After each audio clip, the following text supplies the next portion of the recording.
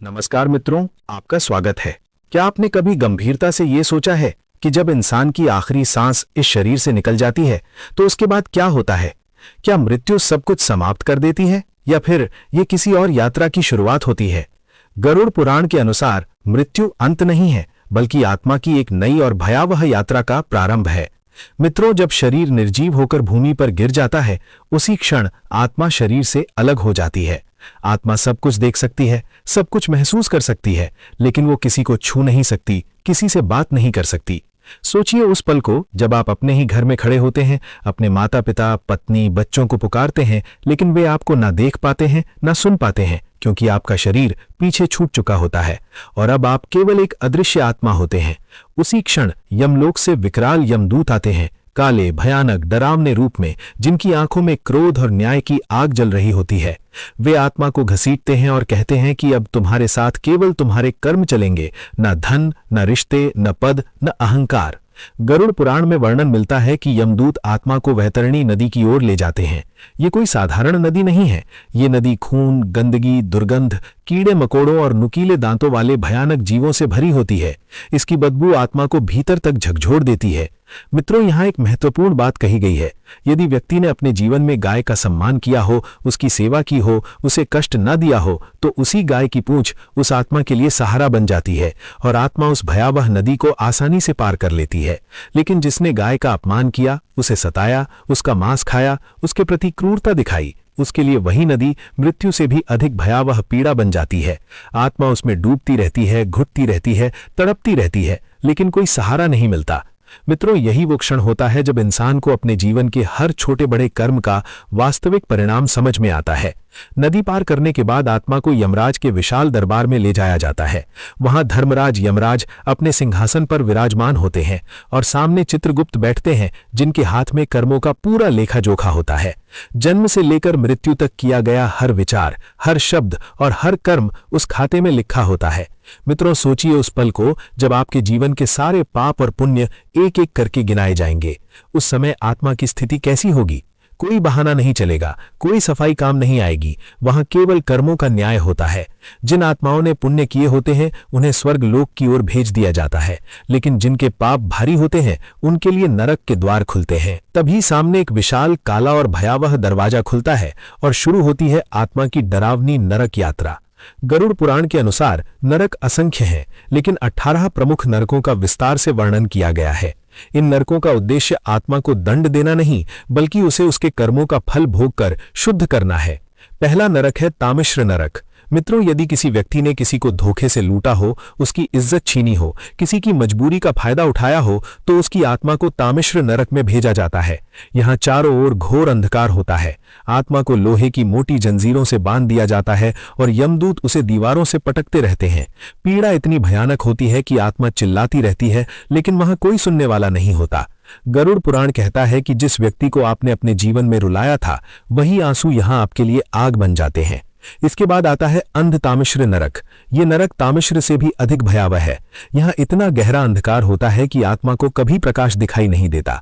जिन लोगों ने अपने परिवार, अपने बच्चों को प्रेम, सुरक्षा और सम्मान नहीं दिया, उन्हें यहाँ भेजा जाता है।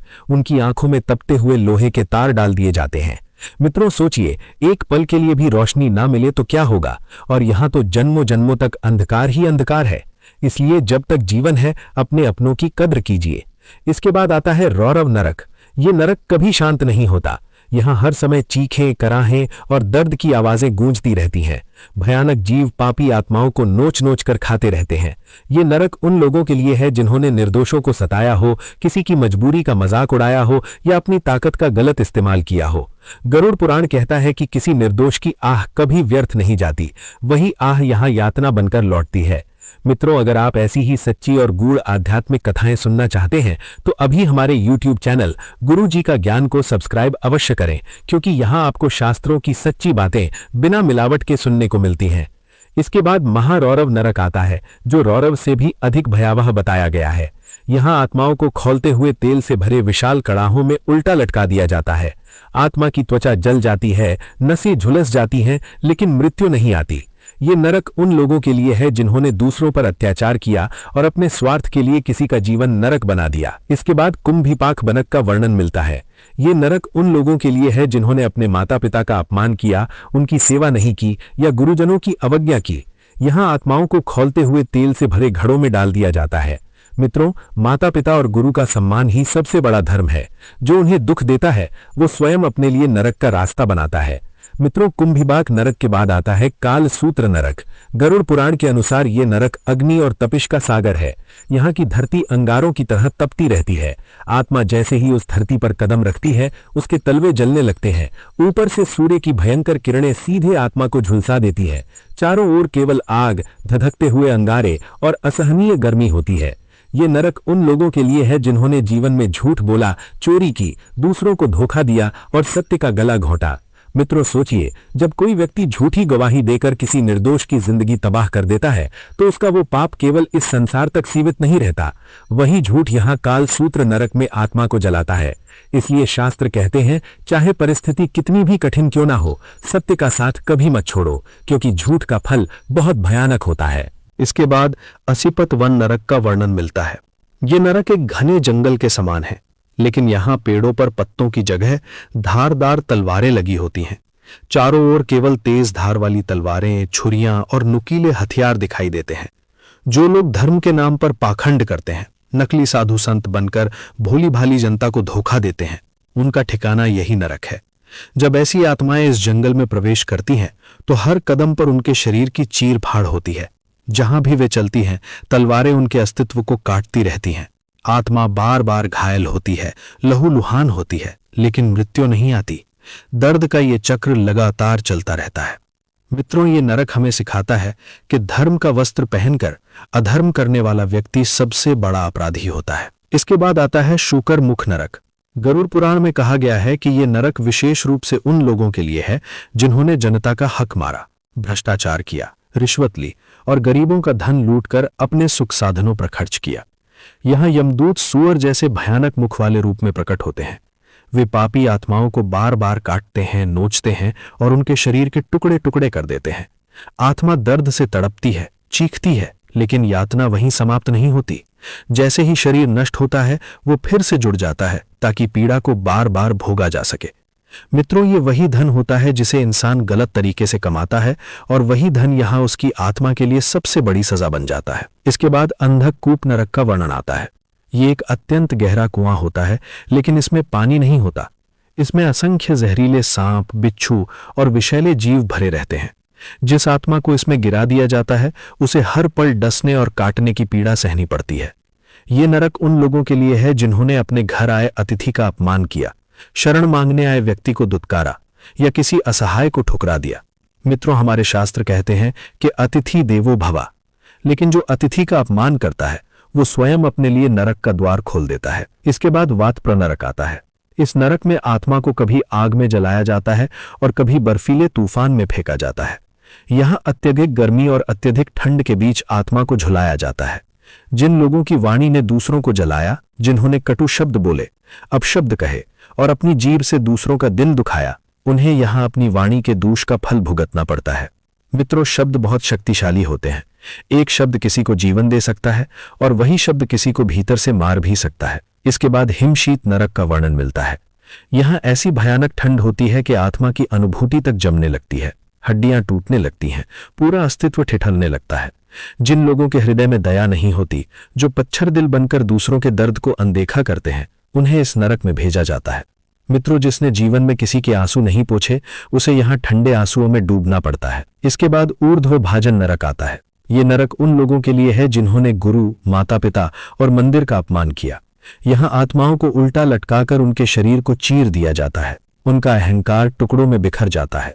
गरुड़ पुराण कहता है कि गुरु का अपमान करने वाला व्यक्ति ज्ञान का नहीं बल्कि अज्ञान का पात्र बनता है और उसका फल उसे यहाँ भुगतना पड़ता है। मित्रों, अगर आप गरुड़ पुराण की ऐसी ही पूरी, सच्ची और शास्त्र सम्मत कथाएं सुनना चाहते हैं तो अभी हमारे YouTube चैनल गुरु जी का ज्ञान को सब्सक्राइब करें, क्योंकि यहाँ ज्ञान डराने के लिए नहीं बल्कि जागृत करने के लिए दिया जाता है। इसके बाद धूम्र नरक आता है। ये नरक उन लोगों के लिए है जिन्होंने नशा किया, दूसरों को नशे की लत लगाई और समाज को जहरीले पदार्थों से बर्बाद किया। यहाँ चारों ओर जहरीला धुआं फैला रहता है। आत्मा जैसे ही सांस लेती है वो धुआं उसके भीतर तक जलन पैदा करता है। मित्रों, जो धुआं आपने दूसरों के जीवन में फैलाया वही यहाँ आपकी आत्मा का श्वास बन जाता है। इसके बाद आलय नरक का वर्णन मिलता है। ये नरक उन लोगों के लिए है जिन्होंने स्त्रियों का अपमान किया, उन्हें वस्तु समझा और उनकी मर्यादा को ठेस पहुंचाई। यहाँ आत्माएं अपनी ही वासना की आग में जलती रहती हैं। गरुड़ पुराण कहता है कि नारी शक्ति का अपमान करने वाला व्यक्ति कभी सुखी नहीं रह सकता, न इस लोक में न परलोक में। इसके बाद पृष्ठ नरक आता है। ये नरक उन लोगों के लिए है जिन्होंने गरीबों, मजदूरों और कमजोरों का हक मारा। यहाँ भारी भरकम चट्टानें आत्मा पर गिराई जाती हैं। हर चट्टान उसके पाप का भार होती है। आत्मा चीखती है, कराहती है, लेकिन कोई सुनने वाला नहीं होता। मित्रों, पृष्ठ नरक के बाद आता है संघर्ष नरक। ये नरक उन लोगों के लिए बताया गया है जिन्होंने समाज में झूठी अफवाहें फैलाई, किसी की इज्जत शब्दों से मिटाई, रिश्तों में जहर घोला और बिना सत्य जाने किसी को दोषी ठहराया। गरुड़ पुराण कहता है कि यहाँ आत्मा की जीभ में दहकते हुए लोहे के कांटे घुसाए जाते हैं। वही जीभ जिसने दूसरों को चोट पहुंचाई थी अब स्वयं असहनीय पीड़ा सहती है। आत्मा चीखती है, तड़पती है, लेकिन शब्द निकल नहीं पाते।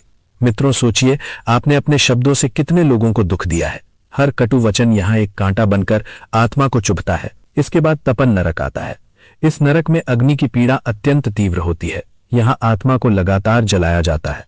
जिन लोगों ने साधु संतों, धर्म गुरुओं और तपस्वियों को सताया, उनका अपमान किया, उन्हें नीचा दिखाया, उन्हें यहाँ भेजा जाता है।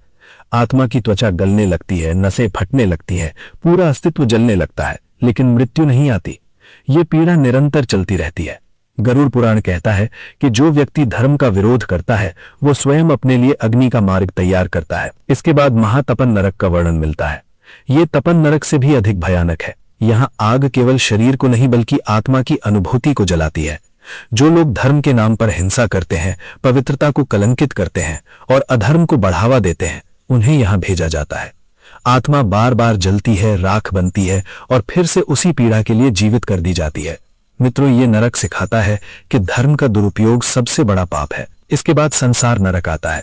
ये नरक उन लोगों के लिए है जिन्होंने व्यभिचार किया, परिवारों को तोड़ा, रिश्तों को नष्ट किया और अपनी वासना के कारण दूसरों का जीवन अंधकार में डाल दिया। यहाँ खौलते हुए लावे की नदी बहती रहती है। आत्माएं उसमें डूबती हैं, जलती हैं, तड़पती हैं, लेकिन बाहर निकलने का कोई मार्ग नहीं होता। गरुड़ पुराण कहता है कि जिसने दूसरों के घर उजाड़े उसका अपना सुख भी यहीं भस्म हो जाता है। इसके बाद रुधिरांध नरक का उल्लेख मिलता है। यहां चारों ओर खून और दुर्गंध फैली होती है। जो लोग हिंसा करते हैं, निर्दोषों का खून बहाते हैं, पशुओं और मनुष्यों के प्रति क्रूर होते हैं, उन्हें यहां भेजा जाता है। आत्मा हर ओर से भय, बदबू और पीड़ा में घिरी रहती है। मित्रों, हिंसा केवल शरीर को नहीं मारती, वो आत्मा को भी अपवित्र कर देती है। इसके बाद कृमि भोज नरक आता है। इस नरक में आत्मा को कीड़े मकोड़े खा जाते हैं। ये नरक उन लोगों के लिए है जिन्होंने जीवन में लालच किया, दूसरों की संपत्ति हड़पी और कभी संतोष नहीं किया। आत्मा यहां स्वयं भोजन बन जाती है। जिस लालच ने जीवन भर उसे अंधा रखा, वही लालच यहां उसकी सबसे बड़ी यातना बन जाता है। इसके बाद शालमली वृक्ष नरक का वर्णन मिलता है। यहां कांटों से भरे विशाल वृक्ष होते हैं। जो लोग स्त्रियों को धोखा देते हैं, उनके भावनाओं से खेलते हैं, उन्हें इन वृक्षों पर चढ़ाया जाता है। हर कांटा आत्मा को छलनी करता है। गरुड़ पुराण कहता है कि जिसने प्रेम को पाप बनाया, उसका फल यहां कांटों के रूप में मिलता है। इसके बाद वैतरणी के बाद का अंतिम भयावह क्षेत्र आता है, जहां आत्मा पूरी तरह टूट चुकी होती है। यमदूत तब आत्मा से कहते हैं कि अब समझ आया कर्मों का मूल्य। मित्रों, यही वो क्षण होता है जब आत्मा पश्चाताप करती है, लेकिन समय निकल चुका होता है। जीवन में जो अवसर मिला था वो व्यर्थ चला गया होता है। मित्रों, गरुड़ पुराण बार बार यही समझाता है कि नरक का वर्णन हमें डराने के लिए नहीं, बल्कि जगाने के लिए है। ये बताने के लिए है कि हर कर्म का फल निश्चित है। कोई भी कर्म छोटा या बड़ा नहीं होता। जो आज बोया जाता है वही मृत्यु के बाद काटना पड़ता है। अगर आप चाहते हैं कि जीवन में ऐसे कर्म करें जिससे ये भयावह यात्रा न करनी पड़े, तो अभी से सत्कर्म का मार्ग अपनाइए। माता पिता की सेवा कीजिए, सत्य बोलिए, किसी को दुख मत दीजिए और धर्म के मार्ग पर चलिए। मित्रों, अगर आपको ये गरुड़ पुराण की कथा समझ में आ रही है और आप ऐसी ही सच्ची, गहरी और आत्मा को झकझोर देने वाली कथाएं नियमित सुनना चाहते हैं तो अभी हमारे YouTube चैनल गुरुजी का ज्ञान को सब्सक्राइब करें, क्योंकि यहां ज्ञान केवल सुना नहीं जाता बल्कि जीवन में उतारा जाता है।